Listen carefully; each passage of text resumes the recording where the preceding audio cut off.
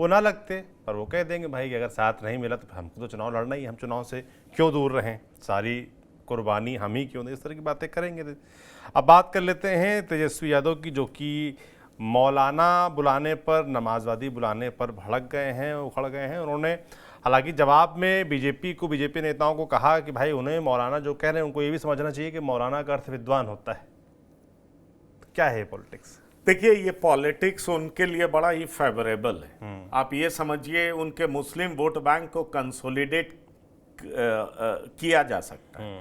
आप याद करिए, मुलायम सिंह को भी मुल्ला मुलायम कहा गया था, और उसके बाद मुलायम सिंह के साथ जिस तरीके से मुस्लिम वोट बैंक एकजुट हुआ और कांग्रेस से ऐसे छिटका कि फिर कांग्रेस कभी भी अपना पांव उत्तर प्रदेश में जमा नहीं पाई, और मुलायम सिंह के साथ मुसलमान वोट बैंक जुड़ा रहा है। बड़ा सवाल यह है कि ये जो वक्फ संशोधन बिल है, उसके बाद ऐसे ही आरजेडी और कांग्रेस कॉम्बिनेशन को लग रहा है कि मुसलमान वोट बैंक हमारे साथ है। अब तेजस्वी यादव जैसे कहते हैं कि वक्फ संशोधन बिल को हम कूड़े के टोकरी में फेंक देंगे, कूड़ेदान में फेंक देंगे, तो सवाल जवाब का दौर दोनों तरफ से चल रहा है। और इस बीच में बीजेपी कहना शुरू कर दी है समाजवादी बनाम नमाजवादी। ये समाजवादी नहीं है, ये नमाजवादी है। तो ऐसे में बीजेपी ये कहना चाह रही है कि ये शरिया कानून से मुसलमान का भला करना चाहते हैं। ये मौलाना तेजस्वी यादव हैं। दरअसल ये जो तमगा बीजेपी लगा रही है वो एक तरीके से तेजस्वी यादव को अच्छा लग रहा हो। आप हमसे पूछिए, क्योंकि तेजस्वी यादव का मुस्लिम वोट बैंक छिटक जाएगा तो आधार वोट बैंक में सेंधमारी होगी। तेजस्वी यादव इसको बिल्कुल पसंद नहीं करेंगे, लालू यादव कतई बर्दाश्त नहीं करेंगे। और पिछले कुछ चुनाव से ऐसा दिखाई पड़ रहा है कि कुछ वोट बैंक छिटका है। और वैसे अगर जन स्वराज पार्टी भी मुस्लिम उम्मीदवार को उतारेगी तो वो भी कुछ वोट बैंक इधर उधर जाएगा।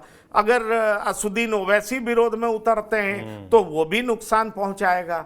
ऐसे में अगर बीजेपी जबरदस्त अटैक करती है तो मुझे लगता है आरजेडी के पॉलिटिक्स में ये हितकारी होगा, नुकसानदायक नहीं होगा। वो अपने आधार वोट बैंक को कंसोलिडेट करने में कामयाब होंगे, मुझे ऐसा लगता है। इसलिए तेजस्वी यादव ये बोल करके प्रयास जरूर कर रहे हैं कि बीजेपी के कुछ छिटपुट चिरकुट इस तरह का शब्द का प्रयोग कर रहे हैं, लेकिन दरअसल ये पॉलिटिकली तेजस्वी यादव को फायदा पहुंचाएगा। क्योंकि आप याद करिए, सीमांचल में पिछला चुनाव हुआ था, 22 सीटों पर असुद्दीन ओवैसी की पार्टी आरजेडी को हराने में कामयाब हुई जी। अब अगर उन 22 सीटों पर असुद्दीन ओवैसी का जोर नहीं चलता है तो वो सीट किसके पाले में जाएगा?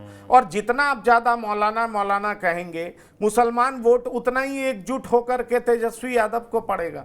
तो इसलिए इस तरह की बात तो आप क्या कह रहे हैं कि अनजाने में बीजेपी तेजस्वी यादव को मदद कर रही है? बिल्कुल, कम से कम उनका मुस्लिम वोट बैंक कंसोलिडेट कर रही है।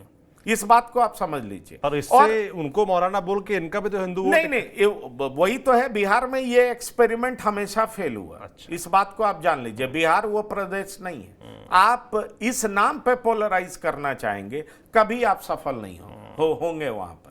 इस चीज को आप जान लीजिए। उत्तर प्रदेश में चल जाएगा, हिमाचल में चल जाएगा, उत्तराखंड में चल जाएगा, गुजरात में चल जाएगा, मध्य प्रदेश में चल जाएगा, हरियाणा में चल जाएगा, बिहार में नहीं चल पाएगा, ये जान लीजिए। और 2015 में ये प्रयास किया जा चुका है, बिल्कुल नहीं चल पाया।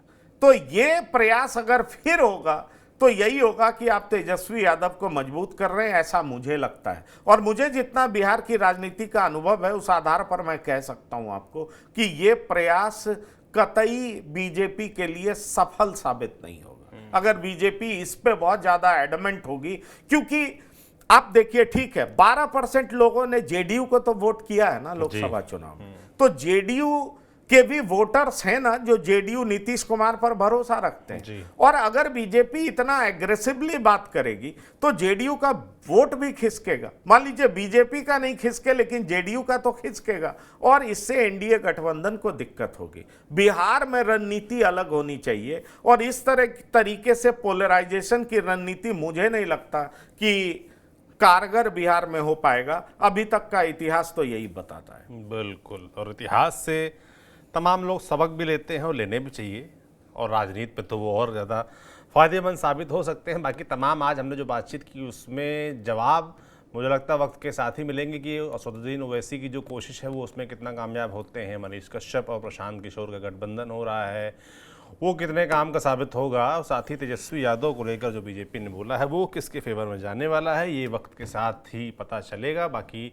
बिहार है और बिहार की राजनीति है, लगातार हम नज़र रखते हैं और आप तक तमाम अपडेट्स पहुंचाते हैं। आपको ये प्रोग्राम कैसा लग रहा है कमेंट बॉक्स में लिखकर ज़रूर बताएं। देखते रहिए TV9 डिजिटल। शुक्रिया।